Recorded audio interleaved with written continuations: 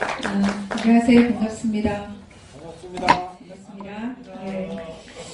또 멀리서 아까 브라질에서도 오시고 또 어디서 오셨죠? 한 분이 또 스리랑카에서도 오시고 또 아까 경북에서도 오시고 전국에서 이렇게 오셨는데요. 반갑습니다. 문팬 여러분. 저도 문팬이고요. 2012년도부터 또 2012년도 대통령 선거 또 이번 선거에서도 서울에서 서울 문재인 캠프에서 활동했던 김미경이라고 하고요. 어떻게 보면 오늘 이 자리가 굉장히 저는 남다른 자리라고 생각합니다. 그러니까 와서도 이상한 장관님 말씀 듣고도 마음도 뭉클하고 또 세계적으로 문팬 여러분께서 이렇게 다 퍼져 계시는 그런 모습을 보고 정말 문재인 대통령께서 정말 더 잘하시고 또 힘을 받으실 거라고 생각이 듭니다. 저는 오늘 이제 문팬 우리 권민수 대표님 계시죠? 권민수 대표님과 2012년도 때부터 인연으로 오늘 제가 4일까지 보게 됐는데요. 정말 반갑고 오늘 이 자리에서도 또 좋은 얘기들, 권력 구조부터 시작해서 지방권까지 많은 다양한 이야기들이 나올 것 같은데요. 오늘 좋은 시간 되시고 또한 양해 말씀드리자면 지금 이인영 의원님께서 조금 늦으신 것 같아요. 오늘 굉장히 옆에서 여러 가지 의회 근처에서 데모나 또 여러 가지 일들이 좀 있는 것 같습니다. 그래서 지금 길이 좀 막혀서 좀 늦으신 것 같은데요. 이제 먼저 좀 시작을 좀 하도록 하겠습니다. 그럼 이제 다 들어오셨나요? 네, 알겠습니다. 긴장하신 것 같아요. 박수 한 번만 더 쳐주세요.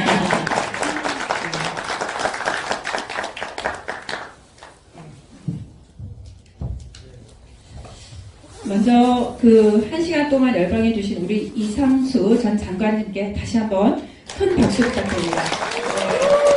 너무 감사합니다. 먼저 패널로 참석해 주신 네비를 먼저 소개시켜 드리겠습니다. 이인영 의원님은 좀 이따 소개해 드리고 또 젊은 기초단체장이었죠. 2010년도 기초단체장으로 전국에서 가장 또 젊은 후보로 당선되었고 현재 재성구청장으로 역임하시고 노무현 재단 전액기획위원이자 현재 전국 자치분권 개헌 추진본부 상임 집행위원장이신 김우영 은평구청장입니다. 박수 부탁드립니다. 또 옆에 계신 분은 TV에서 몇 번 보셨죠? 이분은 사실 우리나라 최고의 헌법 전문가이시지만 학창시절 연극을 더 좋아하셨다고 합니다. 또 JTBC 차이나는 클래스에 출연하여 헌법 강의를 해주셨고 현재 한동대학교에서 헌법을 가르치시고 계시는데요. 이국운 교수님을 소개합니다. 마침 지금 이제 이인영 의원께서 들어오고 계신데요. 이제 그 자리에서 오시면서 네 박수 부탁드립니다. 역할을 앉으셔야겠네요.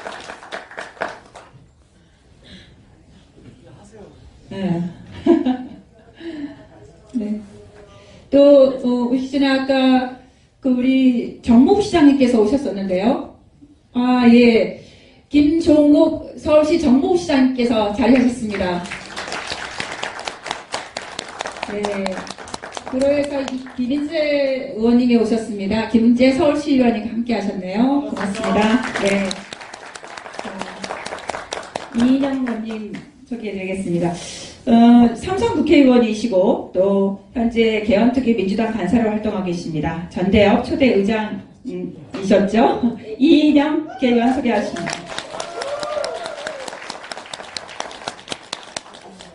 네, 고맙습니다.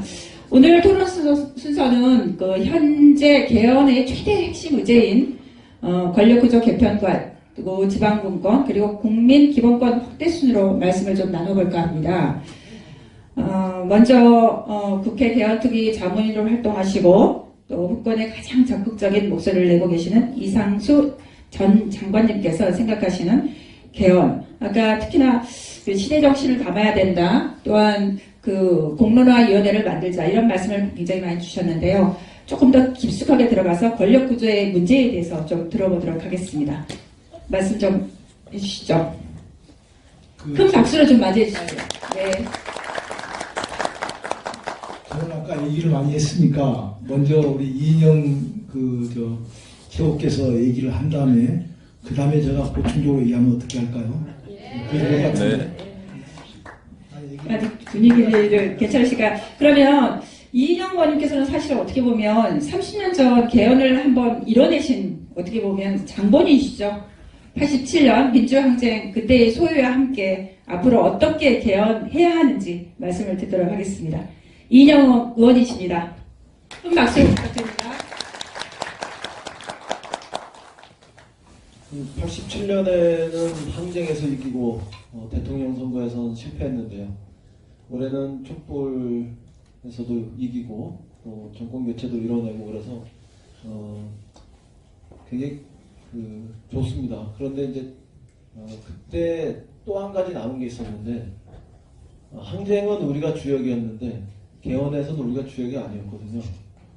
그런 게 좀 제 마음속에 남았었는데 이제는 제가 정치를 하고 있는 탓에 어쩌면 개헌에서 주역일 수도 있는 그런 길을 만들 수도 있지 않을까 이렇게 생각하고 있습니다.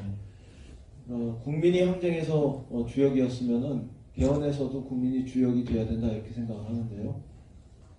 그래서 이번 개헌 과정에서 제일 중요하게 생각하는 것이 대통령 말씀은 두 개였지 않습니까? 하나는 국민 참여 개헌 과정이냐 이런 거고 또 하나는 선거제도의 대개선이 있는 그런 정부 형태의 변경을 비롯한 개헌 논의일 수 있는 거냐 그런 건데 그 첫 번째 조건인 국민이 주인되는 국민이 참여하는 이런 개헌 과정이 될 수 있도록 마저 하는 것이 촛불 정신의 한 단계를 이렇게 마무리하는 길일 수 있다 이렇게 생각하고 저희들이 좀 부족했습니다만 이후 남은 과정에서도 여기 참석하신 문팬 비롯해서 많은 시민들, 국민들이 더 적극적으로 참여하고 관심 가져주셨으면 좋겠다 이런 말씀을 드리겠습니다.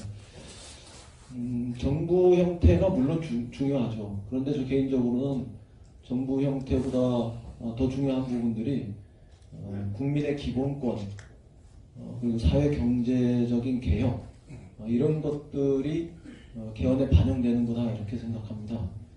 그러니까 말하고 행동하는 자유 그래서 그런 것과 동시에 어쩌면은 97년 IMF 이후에 우리 사회의 그 양극화 전문가들이 이야기하는 신자유 질서, 신자유주의적 질서 속에서 초래된 이런 극단적 양극화의 이런 사회, 경제 이런 것들을 개혁해낼 수 있는 이런 내용들이 개헌 과정에서 담겨야 하는데 이 부분들이 굉장히 지금 소홀히 취급되고 있습니다.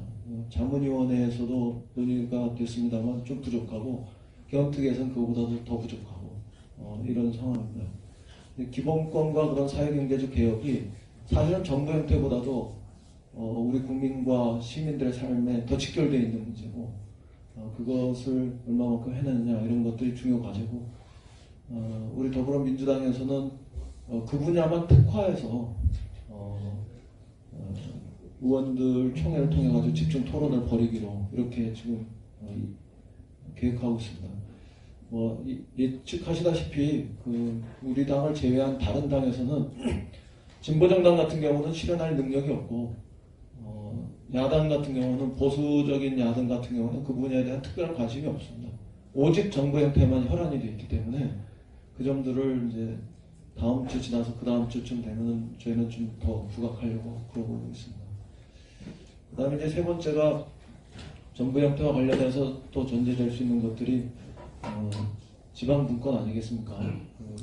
분권과 자체 문제는 조금 이따 김우영 부총장의 몫인 것 같아서 제가 남겨두겠습니다.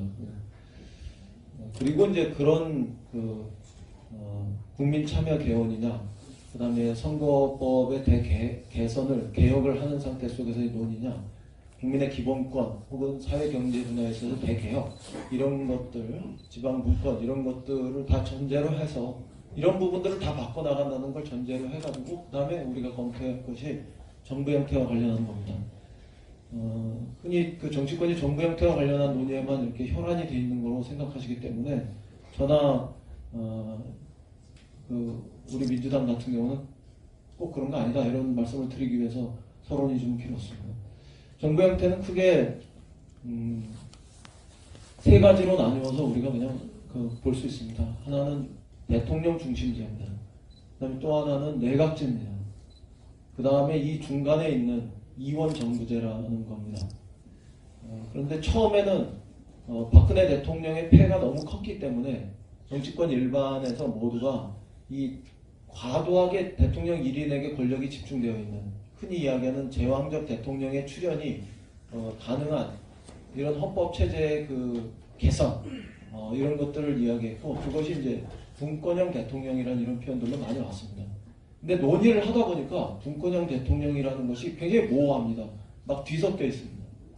예를 들면 지금 5년 단임에 대통령 1인에게 과도하게 권력이 집중되어 있는 이 대통령제를 개혁하자는 건 다 똑같은데, 그건 다 똑같은데 완전한 삼권 분립을 하고 그런 과정에서 4년 중임의 대통령제를 하자는 것도 분권형 대통령제라고 생각했던 사람들이 있었습니다.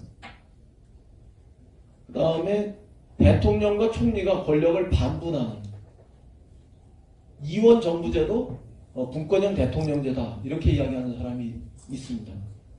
그 다음에 사실상 내각제인데 대통령을 직선으로 뽑기 때문에 그것도 분권형 대통령이다, 이렇게 이야기하는 사람들도 있었습니다. 그러니까 거꾸로 다시 이야기하면 오스트리아나 핀란드처럼 대통령도 뽑고 그 다음에 총리, 수상도 뽑는데 사실상 대통령이 권력을 행사하지 않기 때문에 운영에 있어서는 내각제하고 거의 동일한 이런 것도 분권형 대통령제다, 이렇게 이야기한 겁니다. 근데 그거는 이야기할수록 사실상 내용적으로는 내각제이거나 내각제에 가까운 것이다, 이렇게 보여지는 거고, 그 다음에 대통령을 직선으로 뽑아서 외치를 주로 담당하게 하고 혹은 국가 전략적인 측면을 주로 담당하게 하고, 총리를 국회에서 선출해가지고 내각을 구성하게 하고, 그래서 혹은 뭐 내치를 담당하게 하고, 이런 것들도 이런 것을 이야기하는 이원 정부제, 이것도 분권형이다, 그것도 분권형 대통령제다, 이렇게 이야기하는 분들이 있는 거고, 그 형태는 사실상 세계적으로 그렇게 사례가 많지 않습니다. 우리가 알고 있는 프랑스도 그런 의미에서 이원 정부제가 아니다, 이렇게 얘기하는 사람들도 있는데요. 프랑스도 이것과는 다르다. 그래서 이원 정부제라는 것이 이렇게 의학에서 이야기하는 임상 실험이 된 바 없다. 그래서 그럼에도 불구하고 이야기하는 부분들이 있었던 거고, 그 다음에 삼권 분립을 완전히 해가지고 4년 중임제로 이렇게 대통령제를 개선해내는 거, 개혁해내는 거, 좀 더 제왕적 대통령의 출현은 못하도록 하되 보다 민주적이고 시민적 형태의 그런 대통령제를 운영하는 이런 부분들로 가자, 이렇게 얘기하는 부분들하고 이제 섞여 있었어요. 논의를 하다 보니까 분권형 대통령제의 구체적인 상을 만들어 가다 보니까 이게 자꾸 이제 구분이 되기 시작한 겁니다. 그래서 다시 돌아와서 대통령 중심제, 이원 정부제, 내각제, 이렇게 다시 정확하게 개념 정리를 하고 구분을 해서 특위에서 지금 논의를 하고 있습니다. 네, 찬반과 관련해서는 더 토론을 해야 되겠습니다만 장점이나 이런 부분들을 조금만 더 설명드리겠습니다. 대통령제를 주장하는 분들은 첫 번째는 그렇게 대통령 1인에게 과도하게 권력이 집중되어 있는 형태를 완전한 삼권 분립 형태로 개선해내는 것만 해도 정치가 크게 바뀝니다. 견제와 균형 시스템이 작동하면 다시는 제왕적 대통령이 출현할 수 없다, 이런 류의 얘기입니다. 그래서 대통령과 행정부에게 가 있는 입법권, 이런 부분들도 대대적으로 국회로 다시 이동시키거나 아니면 아주 최소한으로 제한해서 놔두는 이런 거. 제가 시시콜콜이 얘기하면은 좀 저도 부끄러워질 텐데, 국회에서 입법 심사를 하다 보면은 대통령과 정부의 뜻이 있는 것만 국회의원이 발의한 법조차도 통과가 됩니다. 그리고 대통령과 정부에서 발의한 법이 우선적으로 통과가 됩니다. 그러니까 이건 사실상 국회에서 법이 중요법이나 이런 부분들은 되게 그런 정부와 대통령 쪽에서 발의된 법들만이 통과되고 있기 때문에 이거는 입법권이 국회에서 정상적으로 지금 작동하는 게 아니다. 그러니까 국회 제안하거나 국회로 옮기는 개혁을 해야 된다. 이렇게 이야기하고 있는 거고. 그 다음에 예산 문제입니다. 우리나라 430조 쓰는데 이 엄청난 돈을 집행하는 것만으로도 이미 엄청난 권력입니다. 행정부에서. 그런데 그 예산을 편성하는 것도 행정부가 하고 있는 겁니다. 미국 같은 경우는 예산 법률주의 해가지고 그 연장선에서 국회에서 정부의 도움을 받긴 하지만 국회에서 다 예산 편성권까지도 가집니다. 근데 여기까지는 못 간다 하더라도 그럼 최소한 국회에서 정부에서 넘긴 그 예산안을 심의하고 결정하는 과정에서 수정하고 변경을 가할 때 정부의 동의 없이 할 수 있는 이런 정도까지는 국회가 권한을 가져야 예산권에 있어서도 견제와 균형이 이루어지는 거다. 왜냐하면 430조를 집행하는 것만으로도 엄청난 권력이기 때문에 그걸 편성하고 심의하고 의결하고 수정하는 이런 과정에서의 권한 정도는 국회에 있어야지. 그래야지 돈의 권력도 서로 견제와 균형을 맞출 수 있다. 이것도 제가 볼 때는 큰 변화라고 생각합니다. 지금 국회는 1% 430조 중에서 5조 미만의 것만 수정하고 있습니다. 그것도 수정하는 것도 정부가 동의해야지만 하고 있거든요. 그 다음에 이제 세 번째는 감사의 문제입니다. 대통령 직속으로 감사원이 있어서 행정부가 돈을 제대로 썼는지 직무를 제대로 하는지 감찰하는 권한이 감사원한테 있는데 이게 뭐 행정부와 저 감사원이 한 형제다 이렇게 얘기 못하더라도 이웃 사촌 형제 정도는 되는 거거든요. 그러니까 행정부가 돈 제대로 썼는지 직무 제대로 하는지 이걸 감사한 부분들이 잘못하면 셀프 감사가 되는 거죠. 봐주기 감사가 되고 덮어주기가 될 수 있고 혹은 찍힌 놈만 감사하고 서울시 교육감처럼 되는 거예요. 그러니까 그 부분들의 그 기능들도 독립시키거나 아니면은 예산권은 분리해서 국회 쪽으로 이동시키거나 예산감사는 직무감찰만 독립해서 별도로 놔두거나 뭐 이렇게 하자 이런 이야기들이 나오는 거고요. 그 다음에 헌법기관에 있어서 제일 중요한 게 사법부의 수장인데 대통령이 지명해가지고 국회에서 동의해가지고 임명하지 않습니까? 그런 대법원장이나 헌법재판소장이 대통령 따라가는 게 뭐 그렇게 되지 않겠습니까? 이 부분들도 그러니까 명백하게 인사 추천 과정도 독립시켜서 사법부가 완전한 정치적 독립과 중립성을 가질 수 있도록 하자는 거. 그다음에 여러 가지 헌법기관과 권력기관들이 있는데 중단해야 되는 거죠. 조금 더 해야 되는 거죠. 한 2, 3분만 더 하고 네. 이런 거조차도 별도의 인사추천위원회를 둬서 거기서 대통령이 지명해가지고 국회에서 동의하는 게 아니라 인사추천위원회에서 추천해가지고 수장부터 정치적 독립성과 중립성을 확보하면 그 전체적인 헌법기관이나 권력기관들이 중립화되는데 낫지 않겠느냐. 이런 정도를 하면 이 정도만 해도 상당한 정치의 변화가 있을 수 있다.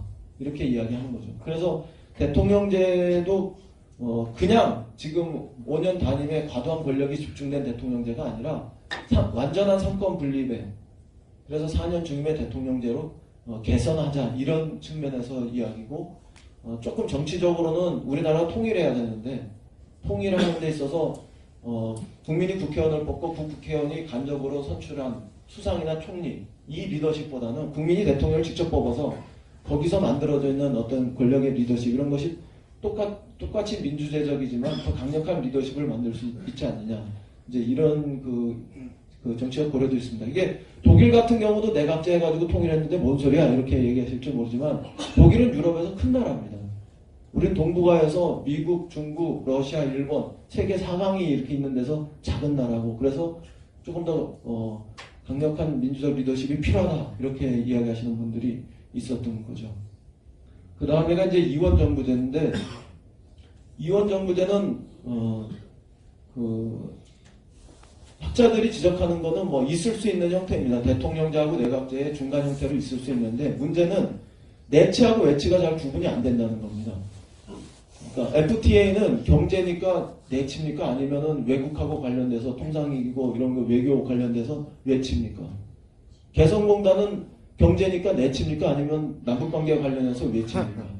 이런 게 잘 현대에서 구분이 안 되기 때문에 그 영역이 모호하다 이런 게 있고 그다음에 정치적으로 충돌이 생길 때 대통령과 총리의 견해가 다르고 대통령당과 총리의 당이 다를 때 그 정치적 혼란의 문제들을 해결하기 어렵다. 특히 우리와 같은 한국의 정치 문화 속에서는 지금은 그걸 했다가는 혼란으로 간다. 그러느니 차라리 내각제하자. 이렇게 얘기하는 사람들도 있는 겁니다. 그 다음에 이제 마지막으로 내각제는 정치적인 민감성이 빠릅니다.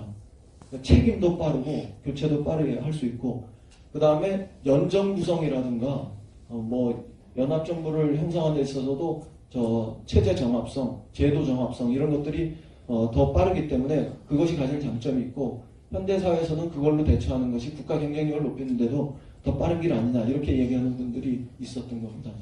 그래서 이 세 가지를 놓고 논의를 하고 있는데 대체로 야당은, 특히 자유한국당은 이원정부제를 요구하고 있습니다. 국회에서 총리를 선출해가지고 그 총리가 내각 구성을 주도하자. 그래서 사실상 정부 구성을 총리가 하는 겁니다. 그러니까 내각제에 가까운 이원정부제다 볼 수도 있고, 또 일부는 내치하고 외치를 구분하자 이렇게 하는 이원정부제를 주장하는데, 그거는 내치와 외치의 그 영역을 어떻게 구분할 거냐 이런 것이 좀 모호하기 때문에 좀 과제로 남아있을 것 같습니다. 그동안 우리 헌정의 경험 속에서 내각제는 군사정권이 장기집권 음모로 많이 썼고, 이원정부제는 장기 집권을 획책했던 군사 정권과 그 다음에 야당과의 투쟁 과정 속에서 이것을 타협시키려고 했던 이민우, 홍사덕 이런 사람들이 87년에 일정한 의미에서 사쿠라개헌으로 몰렸던 경험들이 있기 때문에 정치적으로 이렇게 부정적인 시각을 받는 건 사실입니다. 그리고 박근혜 대통령이 지난번에 탄핵당하는 과정에서 자유한국당이나 이런 데가 정권을, 권력을 다 놓지 않으려는 일정한 반격 수단으로 정치적인 노림수로 그러니까 탄핵의 피난처 비슷한 걸로 생각했었던 이런 부분들에 대해서 부정적으로 보이는 건 사실입니다. 그러나 그런 걸 떠나서 편견을 좀 내려놓고 우리 현실 속에서 어떤 것이 제도적으로 더 적합한 건지 이런 것들에 대해서는 그런 정치적인 의심 이런 것들을 우선은 뒤로 놓은 상태 속에서 순수하게 임해서 듣고 토론할 필요는 있다 이렇게 말씀드리겠습니다. 네, 고맙습니다. 네.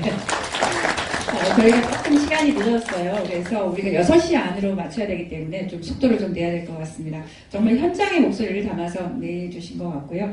다음은 우리 이상수 전 장관님 말씀 부탁드리겠습니다.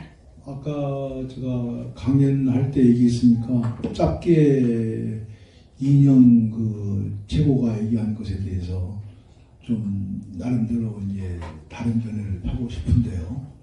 우선 여러분들이 좀 이제 쉽게 이해하려면 개념상의 여러 가지 혼동이 있는 건 사실입니다. 지금 4년 주임제라든지 또는 분권형 정부제 또는 혼합형 정부제, 이원 정부제 아주 막 복잡하게 쓰이고 있는데 간단하게 얘기해서요.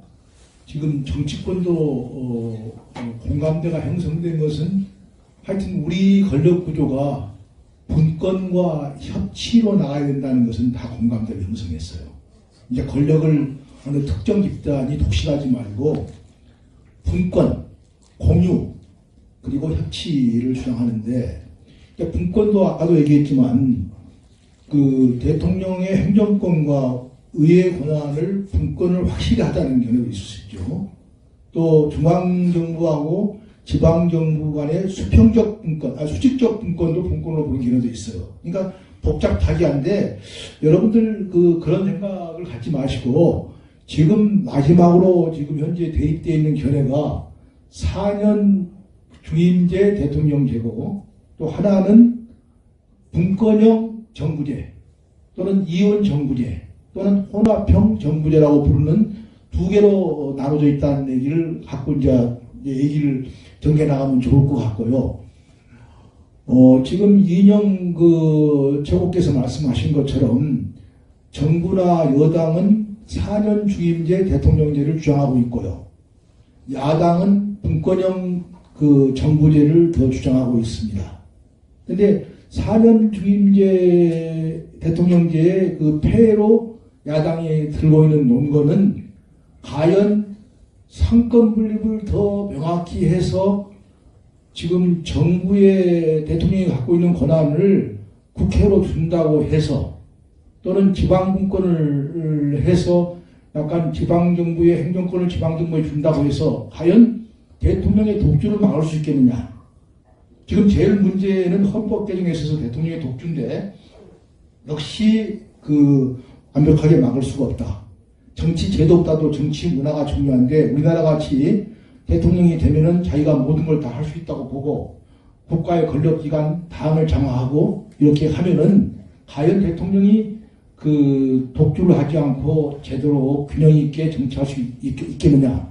어렵다고 본다. 그러니까 확실하게 집행권을 나누어서 대통령과 총리한테 권한을 이분시키는 제도, 분권형, 혼합형 제도를 도입하자. 이렇게 이제 얘기를 또 하거든요.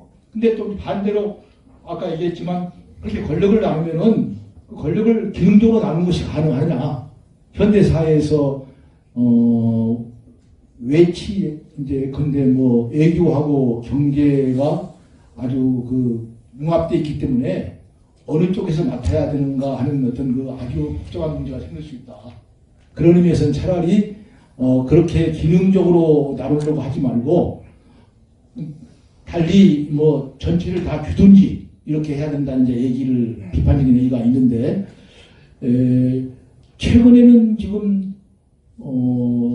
전 분야 하는 그런 올로와 나신 게임을 하지 말고 단계적인 사고방식으로 가서 그나마 개선된 형태로 가자는 얘기가 많이 나오고 있는데 그래서 지금 이인영 최고가 얘기한 것처럼 대통령의 권한 중에서 법률안 제청권과 그 다음에 입법권 예산 제출하는 것은 완전히 국회로 넘기고 그 다음에 행정권 중에서 지방 행정권은 완전히 지방분권에 의해서 지방정부에 주고 또 감사원도 대통령으로부터 독립되게 해가지고 독립된 기관으로 만들어내고 더 나가서 어떤 사람들은 장관을 지금은 대통령이 다 임명하는데 일정하게 그것을 국회에서 동의만 아니라 국회에서 약간 추천할 수 있는 국회에서 이렇게 좀 더 동의를 지금 국회에서 않지 않아요 장관들에 대해서는. 근데 국회 동의를 받도록 한다든지 이렇게 해가지고 대통령의 권한을 대폭 약화시키면 이 제도를 그대로 유지하는 것도 가능하지 않느냐.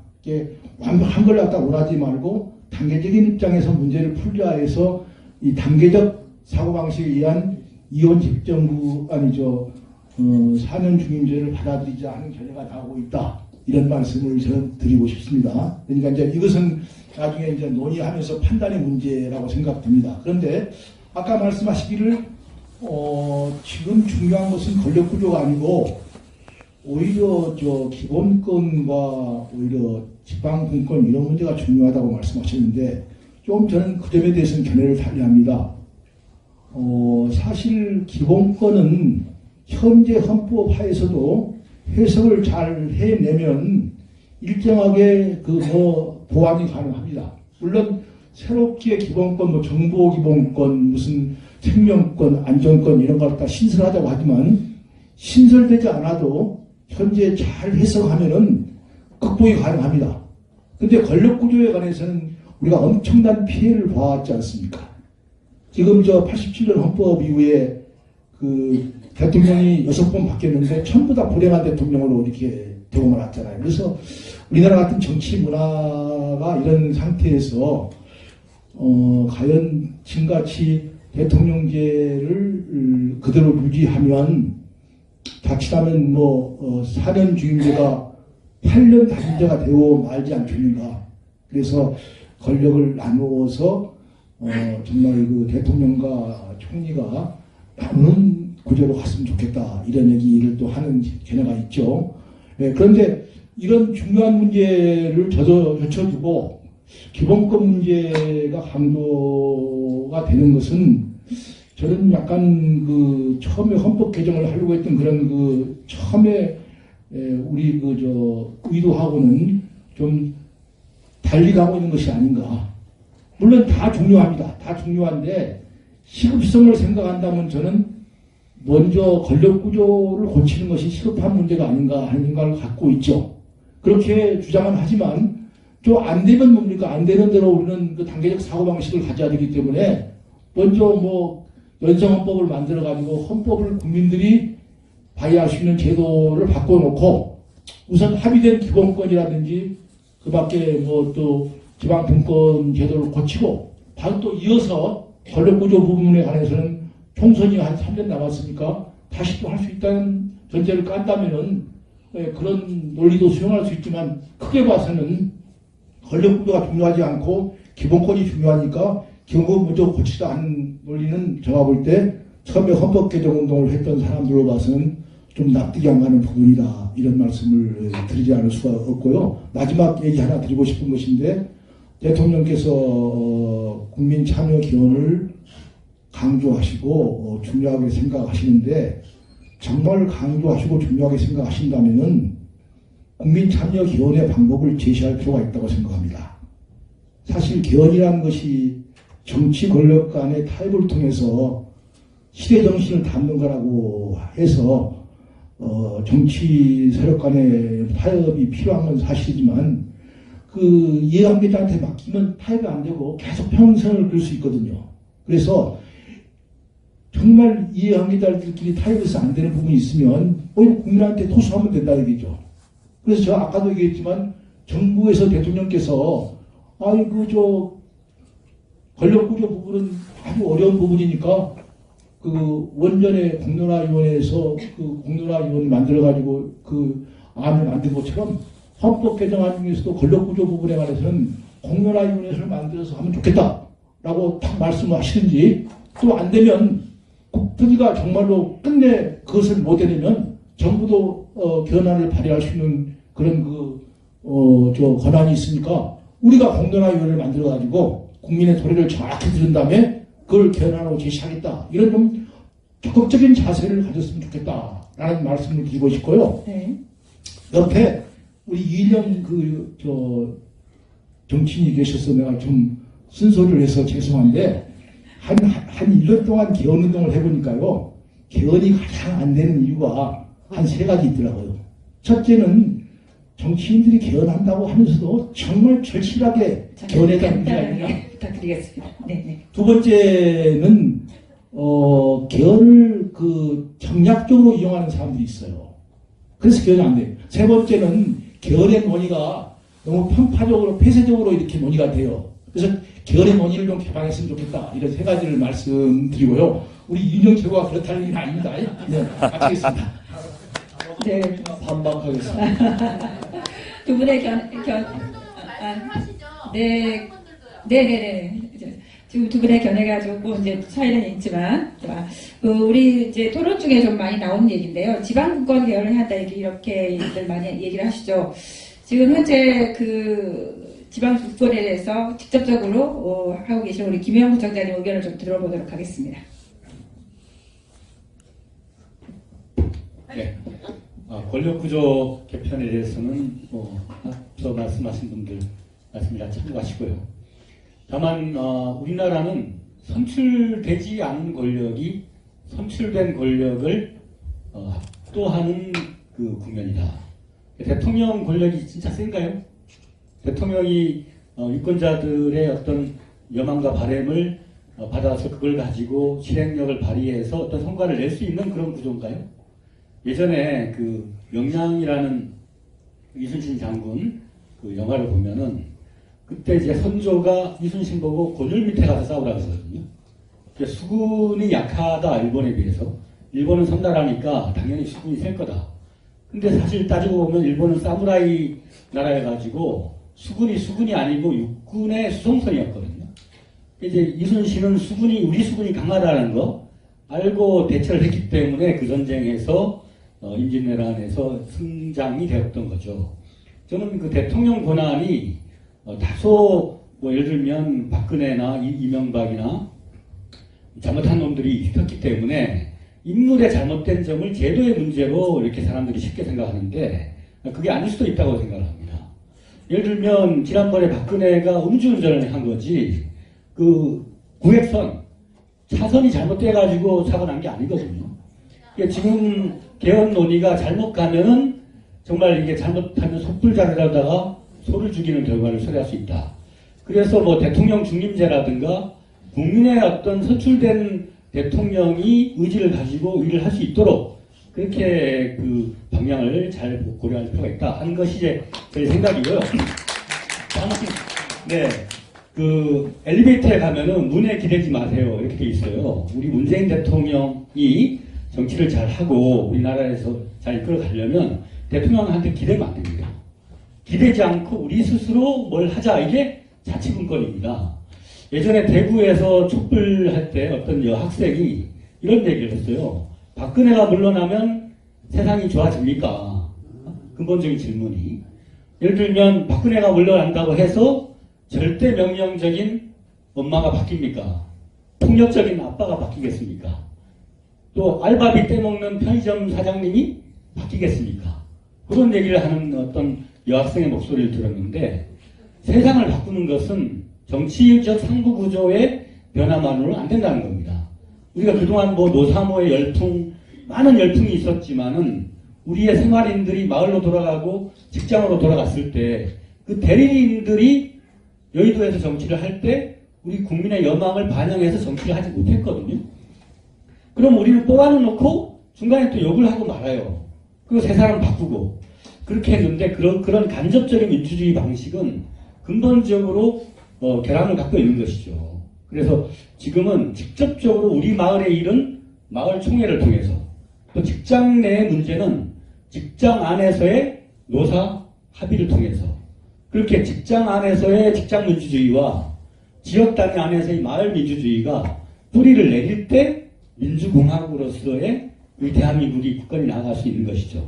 그래서 자치분권, 지방분권을 얘기할 때 단순히 대통령의 권한, 중앙정부의 권한을 지방으로 많이 이전하자 이렇게 많이들 생각하는데 그게 아니고 우리 사회 앞에 놓여 있는 아주 복잡한 문제를 중앙은 중앙의 힘으로 중앙이 갖고 있는 좋은 어떤 결집된 힘으로 아이디어를 내고 지방은 아주 지역적이고 감각적이기 때문에 그 안에서 또 다양한 해법이 나올 수가 있습니다. 결국은 분권을 함으로써 다양성 있는 해법을 우리 사회에서 모색하자는 거예요. 예를 들면 한 측면에서 어떤 지방 분권을 주장하는 사람들이 우리 지방이 서울보다 못 살기 때문에 서울만큼 뭐 빌딩 짓고 SOC 늘리고 이렇게 생각하는 사람들이 있어요. 난 그거는 결코 지방 분권이라고 생각 안 합니다. 지방의 서울하지. 우리는 지방의 서울화를 조심해야 된다고 생각합니다. 우리 몸은 각기 다 장기마다 다 특징이 있어서 골고루 그 특유의 어떤 그 소질을 발휘를 해서 균형을 갖춰야 되지 간이 좋다고 다 간으로 바꾸면 안 되지 않습니까? 그러니까 지방 분권이야말로 다양성을 확보해서 우리 앞에 놓여있는 아주 복잡한 문제들을 중앙과 지방이 협력해서 푸는 문제 그걸 지역 단위의 마을 주민들이 집단지성을 발휘를 해서 우리 생활의 문제를 해결해 나가는 우리 삶을 바꾸는 그런 자치분권을 하자 뭐 이런 얘기를 하고 있는 것이고요. 그렇기 때문에 우리 이상수 장관님이 얘기하신 권력구조의 개편이나 그런 것도 중요하지만은 우리 헌법에 자치권을 명시를 해서 우리 사회의 구성 원리가 누가 대신해 주는 것이 아니라 우리가 할 수 있는 일은 우리가 직접 한다. 이렇게 우리 사회를 바꿨을 때 지난번에 광화문의 기적처럼 그 수백만이 움직여도 사고 한 건 없고 또 폭력적이지 않고 세계사적으로도 아주 모범적인 민주주의의 선례를 남겼는데 그걸 우리 사회 구성 원리로 전환시키자. 이런 것이 이제 저희가 주장하는 자치분권의 주장입니다. 네, 고맙습니다.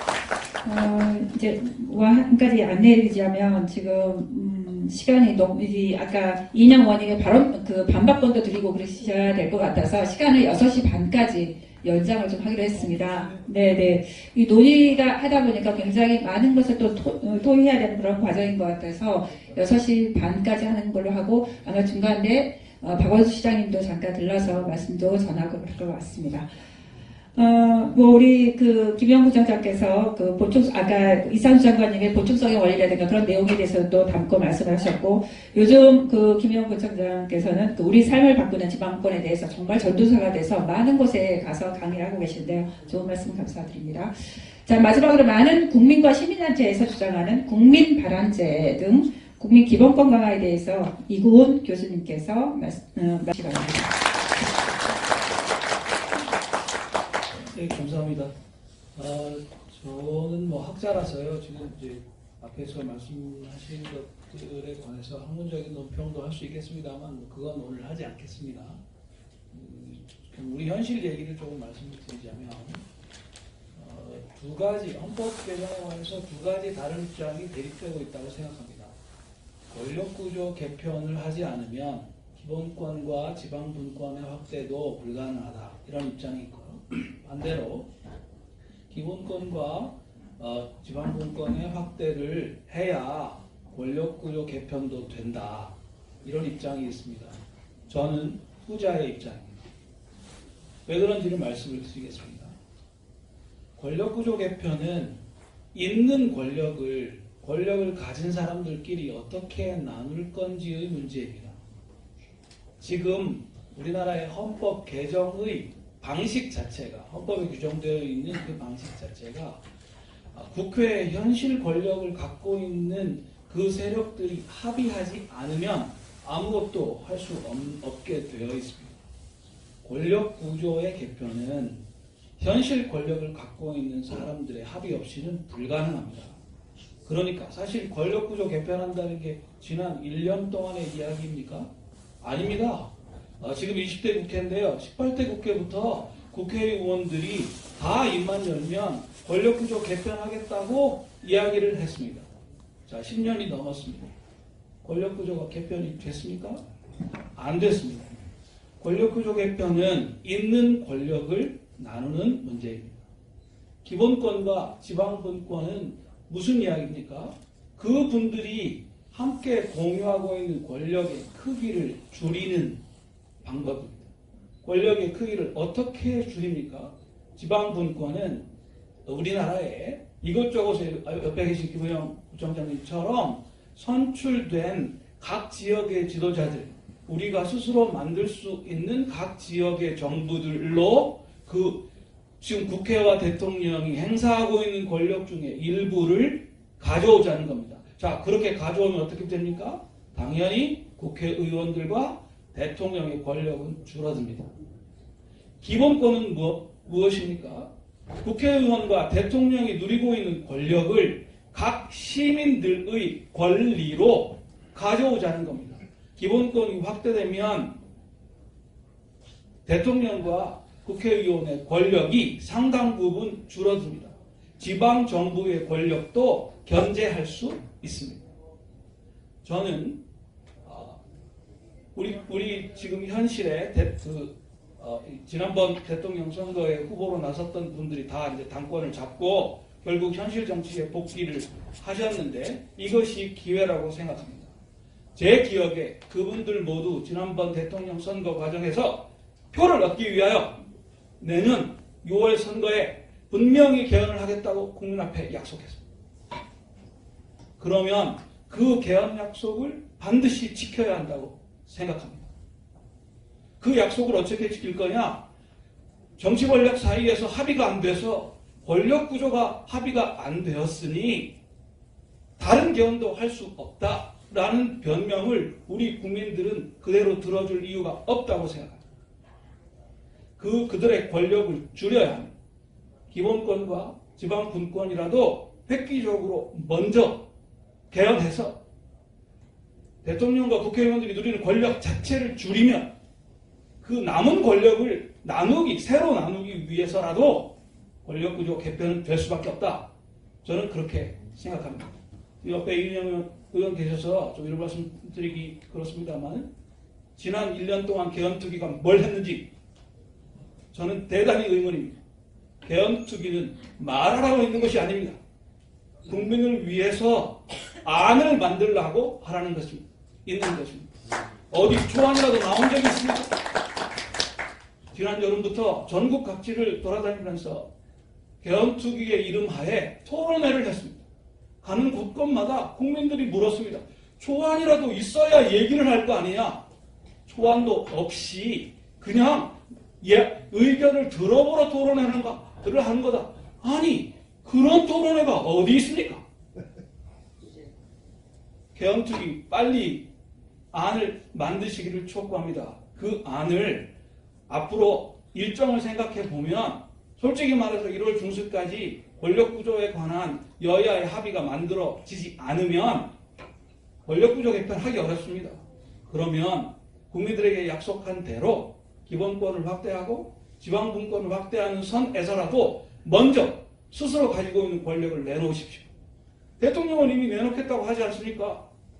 왜 국회의원들은 그 권력을 못 내놓고 있습니까?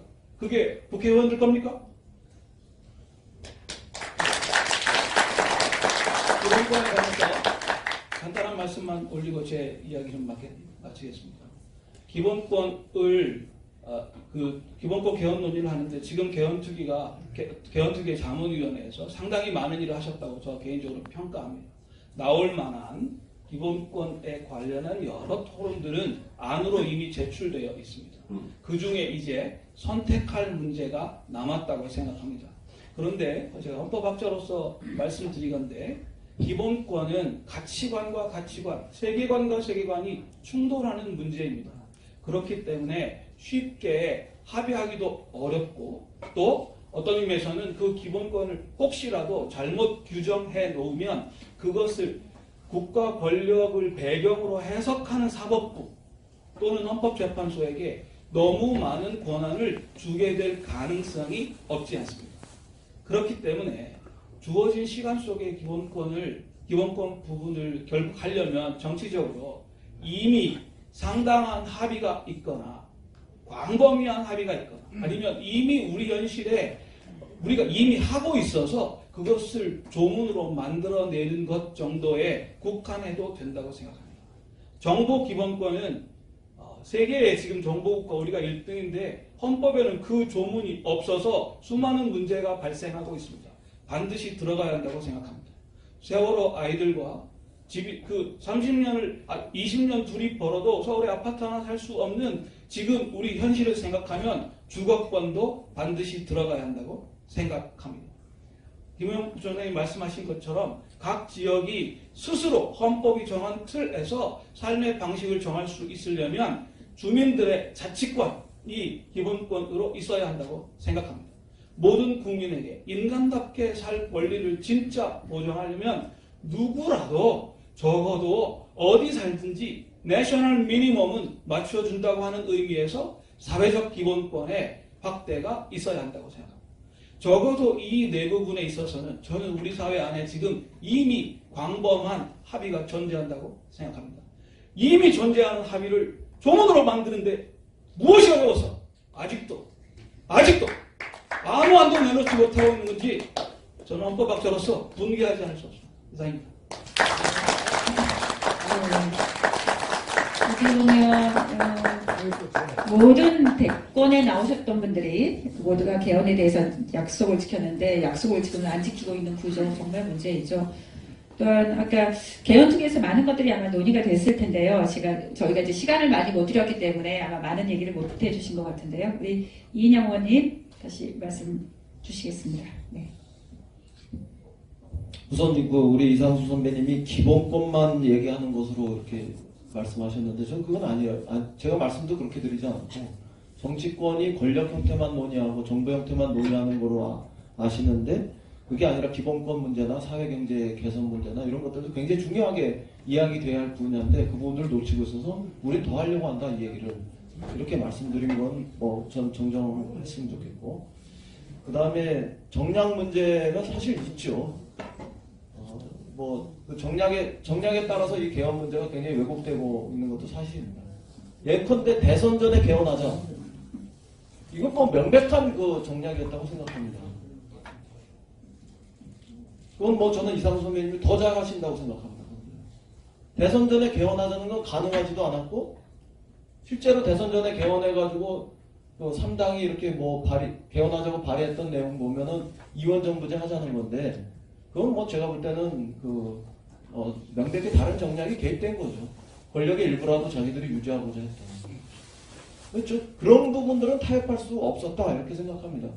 그런 것을 타협하면은 저는 그 촛불을 왜곡하는 거였기 때문에 타협할 수 없었고 그런 과정에서 나타난 문제도 정략으로 표현하신다면은 그 정략은 뭐 제가 다 뒤집어 쓰겠습니다. 그러나 그건 정의의 문제였지 정략의 문제는 아니었다 이렇게 생각합니다. 지금도 그런 부분들이 있죠. 지방선거 때 개헌을 동시에 하겠다. 이게 모든 사당 그 대통령 후보들의 공통된 약속이었고 우리나라에서 존재하는 가장 공고한 개헌과 관련한 합의입니다. 그 부분들을 깨고 있는데 그럼 그것에 대해서 저희가 정략 때문에 지금 그 어떻게 해야 됩니까? 저는 그런 건 아니라고 생각합니다. 국민들의 어떤 그 참여, 광범위한 의견 이런 것들을 랜덤하게 일반적인 그 표준들, 표본 이런 것들이 왜곡되지 않고 랜덤하게 수렴하기 위해서 원탁 토론회 같은 거 하려고 그랬습니다. 5,000명 정도 샘플을 추출해서 영남에 1,000, 호남에 1,000, 강원, 충청 이런 데 1,000, 그리고 수도권에 2,000 이렇게 해서 5,000을 샘플을 만들고 그 여론조사 하듯이 정확하게 샘플 추출해가지고 그분들을 국회 그 잔디밭에 모여서 가을에 볕 좋은 날 충분히 토론하시고 사전에 생각했던 게 토론하는 과정에서 어떻게 변화될 수 있는 건지 이런 것까지 다 확인하려고 했습니다. 이런 거 하려고 했던 거 저희가 정략 때문에 하려고 그런 것도 아니었지만 정략 때문에 막힌 것도 사실입니다. 그렇게 하다 보면은 거기서 토론해 보면은 헌법 전문에 민주항쟁의 역사 이런 거 집어넣는 것들에 대해서 찬성하실 거 아닙니까? 그 반대하는 세력이 반대한 겁니다. 이걸 변명으로 생각하신다면은 뭐 국회에서는 한 일이 없는 것에 대한 변명으로 들으셔도 좋습니다. 지금 이국훈 교수님 말씀하셨는데 저도 죄송합니다. 답답하고. 그런데 통으로 그렇게 말씀하시면 안 된다고 생각합니다. 그 통으로 정치권 국회 이렇게 말씀하시면은 제가 이인영 그 의원님이 개헌특위에서 열심히 하시는 건 잘 알고 있는데요. 국민들은 결과를 요구합니다. 그래서 네, 조금 이따가 말씀하시고 네, 이인영 의원 이렇게만 맞아 말씀을 하시죠. 네. 그래서 그 탄핵을 한 해 만에 할 때 불가능한 것을 국민들의 뜻으로 의지로 바꿔내셨듯이 어쩌면은 저희는 무능하기 때문에 국민들께서 한 번은 더 이 개헌과 관련해서 반듯한 힘을 만들어 주셔야 될지도 모르겠습니다. 솔직히 뭐 그런 점은 이 자리에서는 제가 고백컨대 말씀드려보고 싶습니다. 그리고 마지막으로 한 말씀만 더 드리면 대선전이 아니라 지방선거 전에 저희가 개헌을 시도할 수 있는 시간 이게 지금부터 3개월 딱 남았습니다. 그러니까 예컨대 90일 정도의 개헌 절차 시간들이 있는데요. 그러면 6월 13일 날 하려면 3월 13일까지는 국회에서 발의가 돼야 되는데 그때까지는 지금부터 한 3개월 남은 시간인데요. 이 남은 시간을 저희가 어떻게 쓰냐 문제가 남아있고 혹시 연장한다면 4월 초까지만 돼도 여야 간의 정치적 합의를 통해서 하면은 지방선거 때 동시투표로 개헌을 할 수 있습니다. 그러니까 3개월에서 4개월의 시간을 우리가 전력을 다해서 써야 되는데 그 시간 동안에 그 결과를 만들어내기 위해서 최선을 다하겠습니다. 다만 찬반이 있고 여야 간의 의견이 극명하게 엇갈리는 이런 시점쯤에서 어느 시점쯤에서 국민들께 정직하게 표현하는 손을 벌려야 될지도 모르겠습니다. 그럴 때 구별해서 혼내켜달라는 이야기를 하려고 제가 이렇게 말씀드리는 게 아니라 개헌의 주체로서 국민들의 힘 이런 것들이 한 번은 더 있어 주셨으면 좋겠다 이런 바람 때문에 말씀드립니다. 촛불의 민심을 잘 받들어서 개헌을 해야 되는데 아마 가장 고민이 지금 많으신 것 같습니다. 네, 우리 이인영 의원님께 힘내시라고 다시 한번 박수 부탁드리겠습니다. 이상돈 국장님. 제가요. 네. 그 세 분 얘기에 대해서 다 하나씩 한번 비판적인 입장에서 얘기를 해보겠는데요. 이인영 대표 최고께서 정략적인 행동을 별로 한 일이 없다라고 말씀하셨는데요. 저는 이 개헌 과정을 한 1년 동안 지켜보고 정말 앞장서서 운동했던 사람이고 국회 자문위원회의 소위원장도 맡고 있습니다. 그런데 아까도 제가 얘기했지만 개헌이 안 되는 이유가 세 가지다, 크게 말해서. 첫째는 정치권이 개헌에 대해서 정말 하려고 하는 절실한 의지가 없어 보인다. 다른 중요한 문제가 생기면 금방 태도를 바꿔서 개헌 문제를 장기적인 과제로 밀어버리는 경향이 있더라.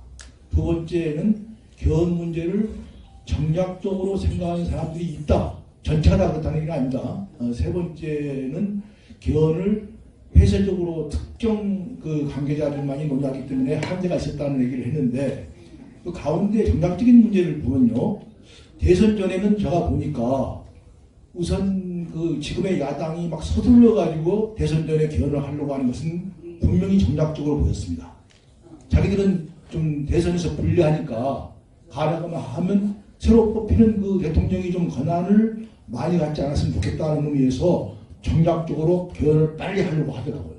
반대로 솔직히 제가 표현한다면 그 당시 민주당은 이제 문재인 대통령께서 거의 그 정권을 잡을 수 있다고 생각을 해서인지 몰라도 대통령의 권한이 약화되는 건 원치 않아 보여서 개헌을 빨리 하려고 서둘지 않는 것 같아요. 저는 꼭 대통령 선거 직전에 하라는 얘기는 아니지만 개헌특위가 만들어졌으면 금년 1월 달부터 개헌특위가 활동을 했는데 논의는 충분히 열심히 해야 될 텐데, 제가 보는 한 우리 민주당도 좀 내가 볼 때는 그 개헌 논의를 좀 소극적으로 이렇게 임하지 않느냐는 생각이 들어서, 민주당도 역시 정략적인 의도가 없다라고 볼 수는 없다는 생각을 갖고 있고요. 지금 이제 현재로서는 정말 근본적으로 한국당에 문제가 있다. 걔들은 정말로 자기들이 6월 달에 개헌한다고 해놓고 지금 않겠다는 거 아닙니까? 바로 그러면은 노골적으로 나한테 얘기하더라고요. 홍 대표가 뭐라고 하는 거니? 우리 지방선거에서 불리하니까 못하겠습니다는 얘기를 해요. 정략적으로 바라보는 거죠. 그래서 저는 민주당도 정략적으로 바라본다는 얘기가 아니고, 개헌 전체를 볼 때 제3자에는 우리가 냉정하게 보면 개헌은 정략적인 어떤 관점에서 이루어진 바가 있다 하는 얘기를 제가 드린 것이고요. 다음에 저 이 교수 있잖아요. 이 교수께서 말씀하시기를 뭐 기본권이 중요하고 권력구조는 별로 중요하지 않다. 기본권 잘 활용하면 권력구조 부분도 극복할 수 있다고 하는데, 여러분들 보세요. 기본권은 우리의 국민들의 인권을 신장하는 부분이라고 한다면 권력구조 부분은 그 기본권을 보장시키는 수단에 관한 문제입니다. 아무리 기본권이 많이 보장되어 있어도 권력구조가 제대로 안 되어 있으면, 수단이 제대로 안 되어 있으면 기본권이 보장될 수가 없습니다. 독일은 상호 밀집한 관계가 있습니다. 그러니까 한편으로는 기본권도 많이 확대시키고 신장시켜야겠지만, 한편으로는 그 기본권을 보장할 수 있는 권력구조도 잘 만들 필요가 있는 것이죠. 저는 그래서 두 개가 다 중요하다고 보지만, 현재로 봐서는 제가 솔직히 말씀드리면 기본권의 부분에 대해서는 당장 개헌하지 않더라도 현재 법제도를 해석하고 해서 충분히 현재 기본권을 그런대로 유지할 수 있는데, 권력구조 부분을 고치지 않으면 정말 기본권도 제대로 지키지 않고 또다시 독재로 한다. 그래서 권력구조를 먼저 고칠 필요가 있다. 이런 걸 제가 강조하는 것이지, 두 개 중에서 어느 것이 더 중요하다는 얘기는 아닙니다. 현재 이 시점에서 볼 때는 권력구조를 먼저 고치는 것이 필요하겠다는 얘기를 제가 하는 것이고요.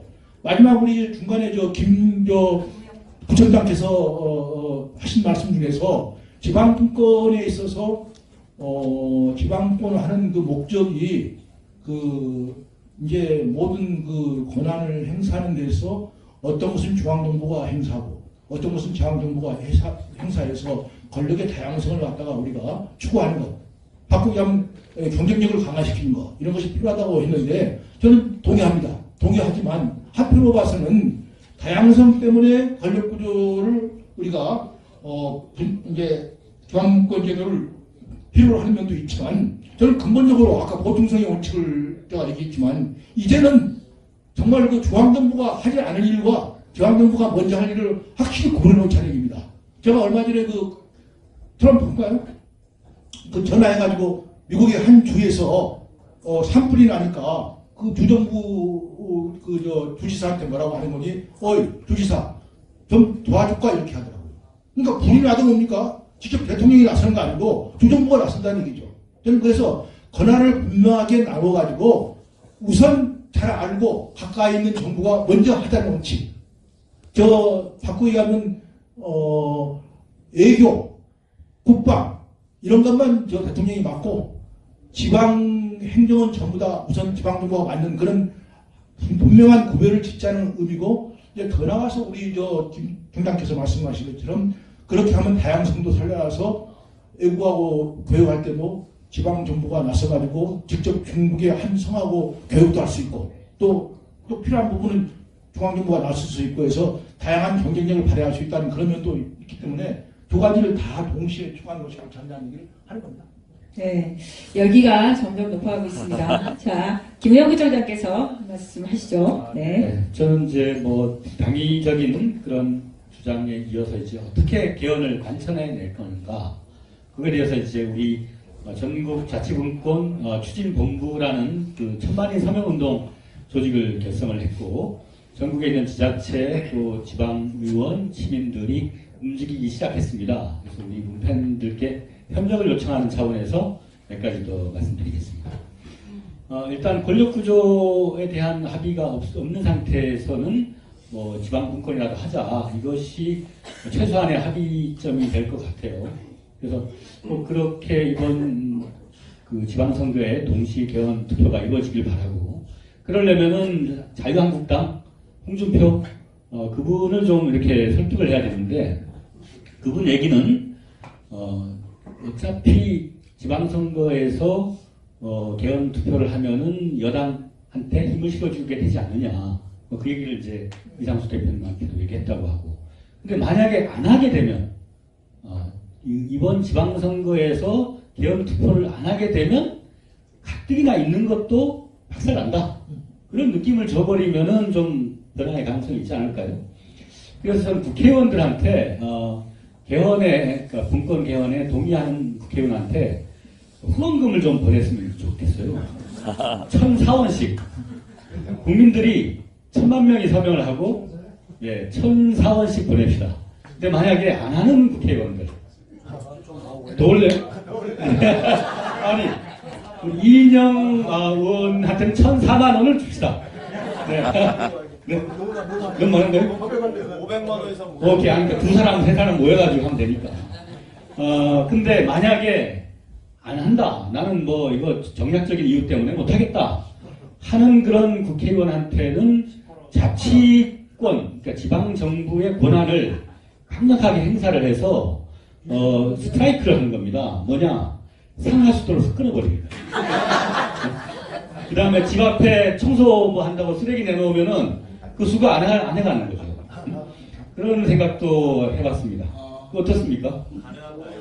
가능한 아이디어죠?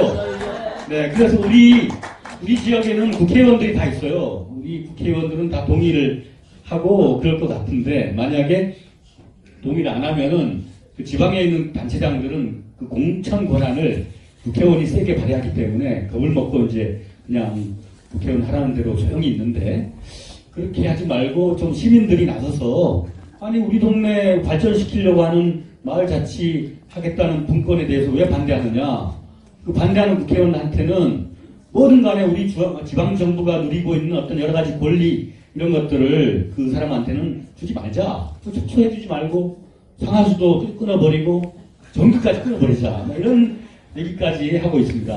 뭐 농담 같지만은 그렇게 행동으로 보여줘서 동의하는 자는 촉진해주고 지지해주고, 동의 안 하는 사람들한테는 좀 음식적으로 가야 뭐가 좀 변화하지 않을까, 이런 생각도 하고요. 어쨌거나 이 분권은 그 민권과 관권을 결합시켜서 하면 참 잘 될 것 같아요. 우리 그 지방정부가 상당히 권한이 센 관권이거든요. 우리 시민들은 관권을 다 싫고 나쁜 걸로 많이 봤잖아요. 근데 정당한 관권은 좋은 거예요. 우리가 지방 분권 세력들이 지방자치단체장들도 많이 있고 하니까 최대한 뭐 많이 결집을 시킬 예정입니다. 그러니까 우리 문팬에서도 그 의지에 함께 뜻을 모아주시고, 아마 그 분권, 자치분권에 대해서는 새마을 하는 분들하고 또 이 시민운동 하는 분들하고 이 문팬하고 이 합의의 영역이 상당히 광범위해요. 이거는 왼쪽 길도 아니고 오른쪽 길도 아닙니다. 나라의 뿌리를 깊게 박는 새로운 길입니다. 이 자치분권이라는 것이. 그래서 상당히 광범위한 대중들이 함께 할 수 있는 것이기 때문에 자치분권을 해야 우리가 새로운 대한민국을 만들어 나가는 뿌리를 튼튼히 할 수 있다. 이런 쪽으로 해서 우리 문팬 여론을 좀 많이 만들어 주신다면 좋지 않을까 좀 부탁드립니다. 네, 고맙습니다. 역시 김영우 청장께서는 제 기대를 저버리지 않습니다. 이 열기를 잠깐 이렇게 시켜주셔서 감사드리고, 또 지방분권에 전전사시면서 또 새로운 길을 항상 지금 모색하고 계신 것 같습니다. 자, 이 과정에서 우리 이국은 교수님께서 말씀 주시겠습니다. 네. 네, 제가 앞에는 조금 흥분해서 말씀드린 것 같은데 지금 국회에서 진행되고 있는 지난 1년 동안에 그 경과를 일반 시민들이 어떤 눈으로 보고 있는가, 권력구조 개편에 관한 국회의원들 사이에 이런저런 사파 싸움을 얼마나 싸늘한 눈으로 보고 있는가, 이를 좀 제가 말씀드리기 위해서 말씀드리다 보니까 이제 그렇게 됐다. 이것 좀 양해 구하는 말씀을 드리고요. 우리 이상수 장관님 말씀하신 부분에 대해서는 아마 이제 여러 선생님들께서 평가가 있으리라고 생각합니다. 제가 드린 말씀하고는 조금 다른 말씀을 주셨기 때문에 그건 이제 제가 따로 말씀 안 드리겠습니다. 한 가지 두 가지만 이제 더 말씀드리겠는데, 첫 번째는 저는 정당 정치를 좀 제대로 해라라고 요구하고 싶습니다. 심지어는 1987년도에 헌법 개정 과정에서도 85년 때부터 당시에 야당이던 신한민주당과 당시에 여당이던 민정당이 그 나름의 헌법 개정안을 갖고 있었습니다. 한쪽은 대통령 직선제, 한쪽은 내각 책임제, 또는 지금 불러보면 이현숙 정부제라 비슷하게라도 지금 여야의 정당들은 개헌특위에서 모여가지고요, 함께 얘기하고 쟤들 때문에 안 된다 라고만 말하고 있어요. 근데 우리 국민들은 표를 2개 가지고 하나는 지역구에서 우리 의원 같으면 뽑고 다른 하나는 정당에다가 표를 줬지 않습니까? 그러면 그 정당이 정당 구실을 해야죠. 대한민국의 정당이 헌법 개정보다 더 중요한 정치적인 의제가 뭐가 있습니까? 그죠? 이렇게 중요한 정치적 의제에 당론도 없으면 어떡합니까? 어떤 정당이든지 지금 가서 홈페이지를 뒤져보셔요. 그 정당들 중에 단 하나라도 그 당의 이름으로 국민에게 신임을 걸고 제안하는 헌법 개정안 초안이라도 나와 있는가? 저는 이건 정당으로서 우리가 준 표를 받아간 사람들이 해야 할 일을 안 하고 있다고 생각합니다. 여야가 협상이 되려면 각각 자기 당 안, 국민들에게, 자기 지지자들에게 약속한 안이 있어야 그 안을 가지고 주고받고 하면서 협상이 되는 것 아니겠어요? 집권 여당도 안이 없잖아요. 네? 집권 여당이 안이 있으면 국민들, 지지자들한테 설득하고, 조그만 당부터 설득해가지고 조금씩 고치고, 마지막에 자유한국당이랑 한번 크게 딜을 하고, 이렇게 돼야지 일이 되는 거지. 아니, 우리 아파트 전세 할까 말까 그거 결정할 때도 밀고 당기기 해서 하지 않습니까? 안에는 보관이 있는 건데, 내 마누라는 내가 지금 어떻게 할 건지를 알지 않습니까? 아니, 우리 표를 받아가고, 거기다가 정치자금도 다 받아 쓰시는 분들이 왜 국민 앞에 헌법 개정이라는 이 대사를 놓고 각 정당이 책임지는 초안도 얘기하지 않습니까? 초안도 없으니까 타협이 될 리가 만무하죠. 그러니까 권력구조가 타협이 안 되고, 그러니까 기본권도 기다려라, 지방분권도 기다려라. 그러니까 저 같은 사람도 이렇게 말하는 거 아닙니까? 양원제만, 지역대표형 상원제만 안 하기로 하면 현재의 권력구조 속에서 지방분권 그냥 하면 됩니다. 제가 지난 2년 전에 그런 안도 제가 제시한 적이 있어요. 그 중에 양원제만 좀 밀었다 하자 하면 지금 기본권 확실히 확대하고 지방분권 확실히 하는 거 현행 헌법의 약간의 보수로도 충분히 할 수 있습니다. 그렇게 해서 대통령과 국회의원들이 지금 누리고 있는 권력의 양 자체를 줄이면 그 다음에 2년 뒤에 선거에 나오기 위해서 그 남은 권력이라도 차지하기 위해서 권력 구조에 관한 타협을 우리 국민이 하지 말라고 해도 여야 당이 한다니까요. 제가 또 그래요. 잠시만요. 아니, 한 끝나시고. 가지만 더 말씀드릴게요. 교수님 끝나시고 네, 하시죠. 한 가지만. 하세요. 네, 한 가지만. 그거 하기 위해서 이번에 아까 뭐 사회자가 말씀하신 거를 제가 말씀을 못했는데 주민으로서의 자치권은 각 지역 단위에서의 직접 민주주의를 사실상 하자고 하는 겁니다. 네? 주민이 스스로 자치하고 싶으면 하고 자치를 못하겠으면 우리 자치 못하겠으니 우리 행정만 합시다 이렇게 하고 지금은 그 결정을 누군지 모르는 다른 사람들이 하지 않습니까? 그죠? 그것도 우리 주민들이 할 수 있게 하자. 물론 헌법과 법률이 정한 틀 속에서 해야 되겠지만 기본적으로 그것이 국민의 기본권이다 라는 거는 헌법에다가 박아놓자. 그 주장입니다. 지금 나아가서 우리 나라 전체로는 지난번에 나라가 국정농단 사태 때문에 엄청난 위기에 빠졌을 때 사실 국회의원들은 그 탄핵 소추하셨고 그 헌법재판소가 탄핵 결정했지만 그렇게 몰아간 거는 누굽니까? 그 결정을 만들어낸 건 누굽니까? 지금 이인영 교수 제가 교수라서 자꾸 교수 얘기합니다. 이인영 의원님 얘기하시듯이 헌법 개정 과정에 영 안 되면 국민들이 좀 나서 주셔야겠습니다라고 아니 그 나설 수 있는 틀을 만들어 주세요. 헌법 개정안 안에 국민투표 경우에 따라서는 헌법 개정안을 제출할 수 있는 제도를 안을 가지고 와서 국민들이 좀 나서 달라고 해야지. 그런 안도 없이 안 좀 만들게 국민들 나서 주세요. 이건 앞뒤가 바뀌었다는 말씀이에요. 맞아요. 네, 네. 자, 잠깐만요. 죄송합니다. 훨씬 안 맞는 얘기입니다. 잠깐만 제가 저희가 이제 30분까지잖아요. 30분까지인데 어쨌든 이제 문팬 여러분께도 정말 그 질문할 기회들을 드려야 되는데 시간이 저희가 한정돼 있어 질문할 기회가 지금 없고 이제 나중에 문팬 카페에서 질문을 받고 나중에 답변하는 그런 모양새를 해야 될 것 같아서 그 부분에 대해서는 양해 말씀을 드리고요. 나머지 1분씩만 이게 말씀 반론하시거나 꼭 내가 이 말을 꼭 하지 않으면 오늘 밤 잠을 못 잔다. 이렇게 하실 말씀만 하실 수 있도록 하겠습니다. 그리고 너무 양해 말씀드리고 아까 말씀드렸듯이 질문할 기회를 못 드린 거 너무나 죄송합니다. 네. 자, 먼저 우리 이인영 의원부터 말씀 주시죠.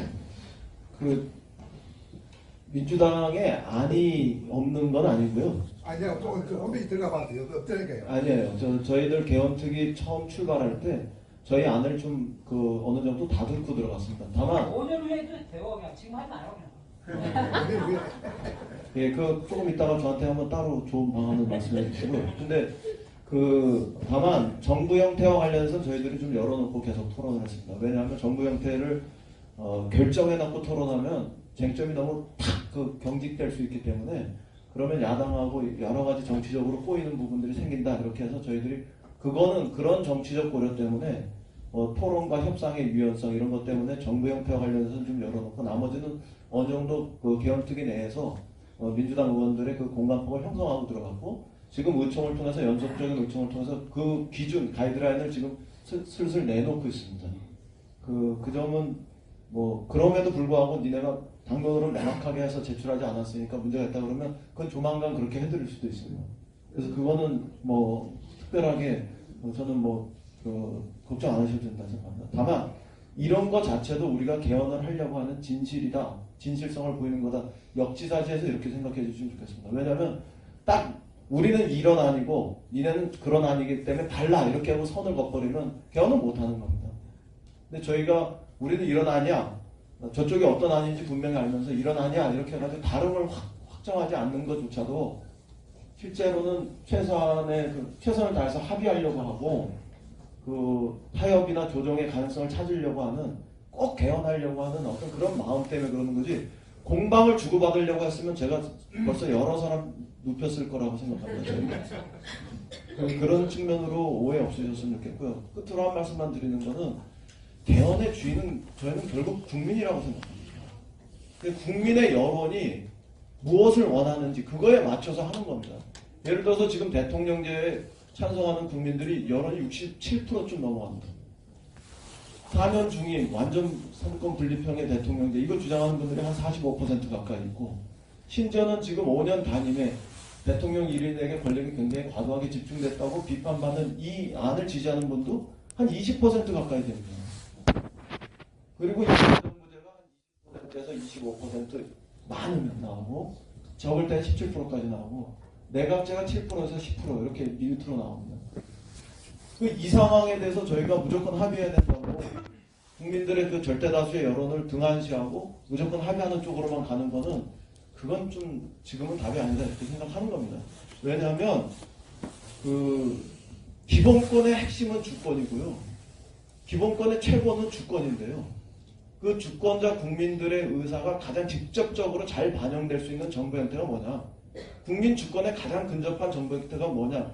이 부분들을 그 여론조사에서 지금 나타나고 있는 그것을 외면하고 그냥 정부 형태 단순하게 합의에 들어가는 거 그게 쉽지 않아서 그런 겁니다. 그래서 그 두 가지 고충 때문에 기술적인 그 고민으로 들리실 수 있을지 모르지만 그것 때문에 저희가 이거 어렵지만 이렇게 혼나면서도 그냥 조금씩 나가는 거지 네. 다른 일은 없다 이렇게. 네, 3월 13일까지 꼭 힘내십시오. 네, 이상표 장관님. 네.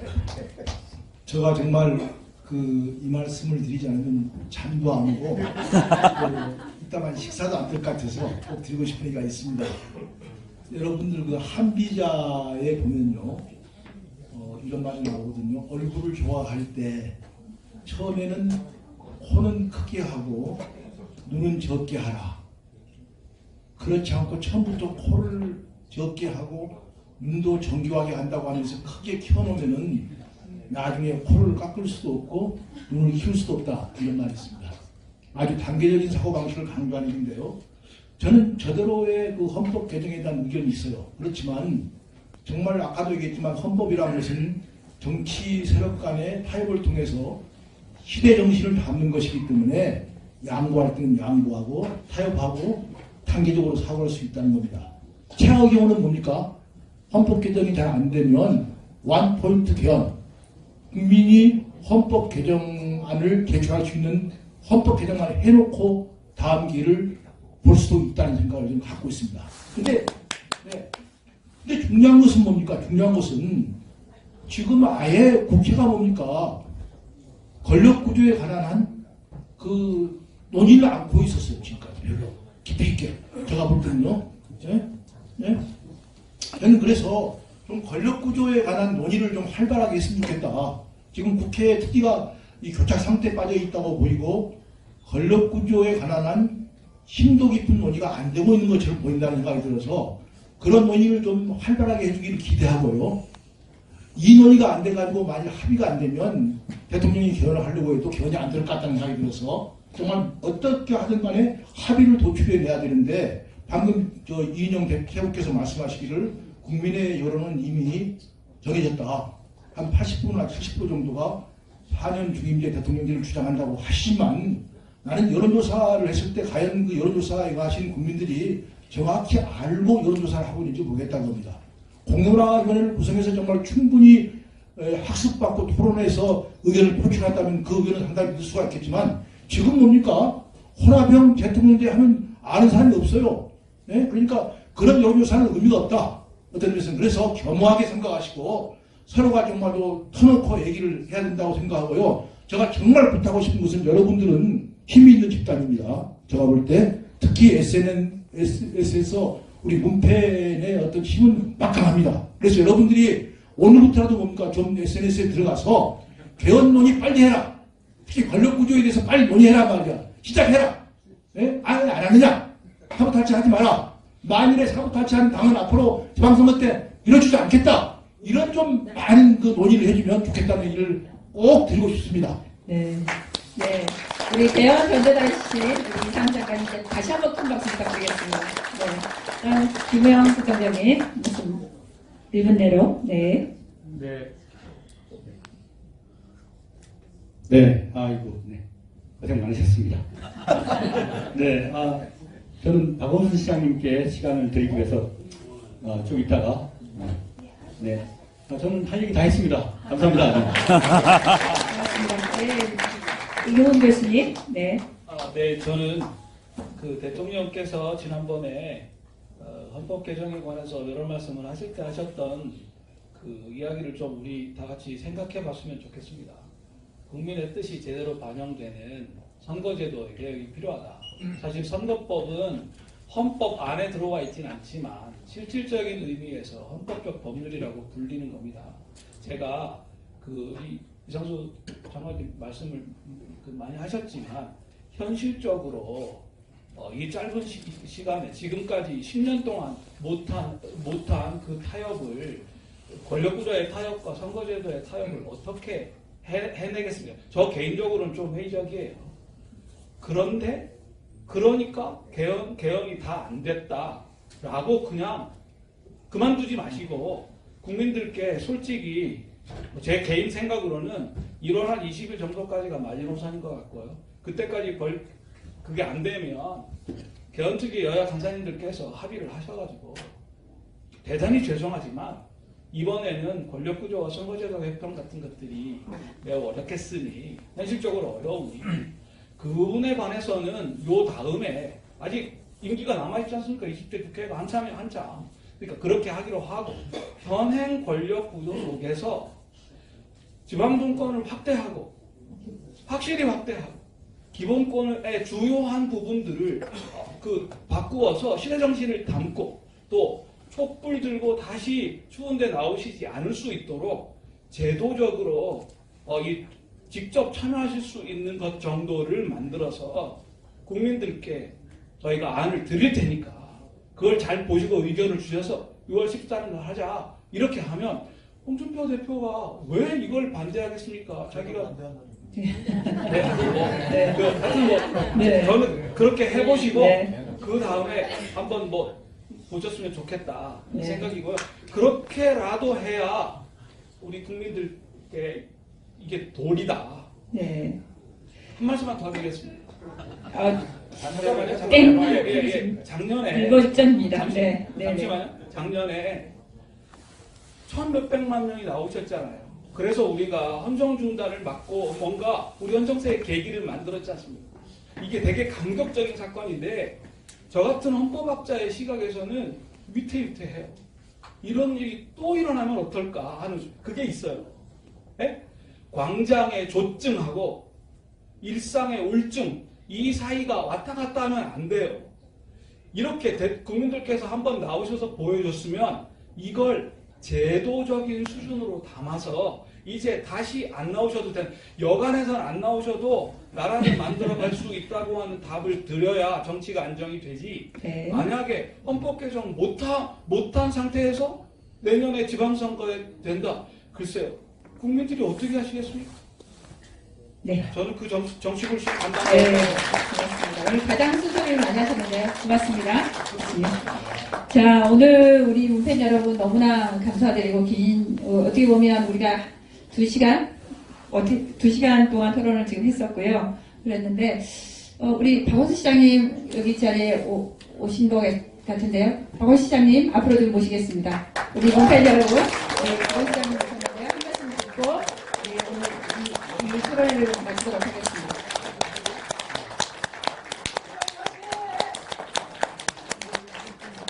오늘 수고 많으셨습니다. 네.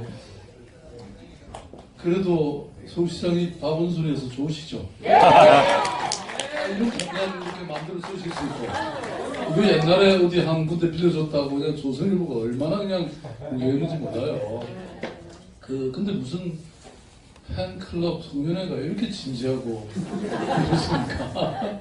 네. 제가 옆에서 조금 들어보니까 정말 너무 심각하고 진지하신데요. 근데 사실은 그래야죠. 지금 우리 대한민국의 상황이 정말 여러분들이 이렇게 헛되이 될 정도의 저는 절박함이 있다고 생각합니다. 우리가 정말 여러분들의 그런 노력과 열정 때문에 지난번 그 촛불 광장에 불길이 타올랐고 그것 때문에 정권을 교체했는데 우리 문재인 정부가 사실 조금만 우리가 관심을 놓치면 저는 상당히 언제든지 위기에 처할 수 있다고 생각하는 그렇게 생각하시죠? 이번 이 중국 방문 지금 그 뒷여파 보면 오늘도 제가 그 문화일보인가요? 그런 신문 보니까 그냥 이게 완전히 외교 참사라고 이렇게 그냥 하고 있더라고요. 그래서 여전히 우리가 민기를 놓쳐서는 안 되겠다 이런 생각을 하고 있고요. 그래서 서울시장으로서 저는 우리 문재인 정부를 확고히 지키겠다는 생각을 하고 있습니다. 정말 이 서울시가 갖고 있는 위상이 크고 또 그거 아무한테나 맡길 수는 없겠죠? 네. 그 대답이 좀 적네요. 그런데 아무튼 저는 좀 전에 헌법 말씀도 하셨지만 헌법뿐만 아니라 정말 지금 우리 문재인 정부가 추진하고 있는 혁신 경제라든지 결국 또 먹고 사는 문제가 해결돼야 이게 우리 정부가 안정적으로 저는 갈 수 있다고 생각합니다. 그런 측면에서도 서울시와 제가 없으면 안 될 것 같은 생각을 해요. 장난인가요? 정책적인 여러분들과 함께 우리 정부가 성공적으로 5년을 잘 갈 수 있도록 할 것이고 그리고 그 이후까지 여러분 가야 되겠죠? 네. 50년은 가야 되겠죠? 네. 함께 갑시다 여러분. 감사합니다. 네, 고맙습니다. 그 문재인 정부를 잘 뒷받침해 주시라고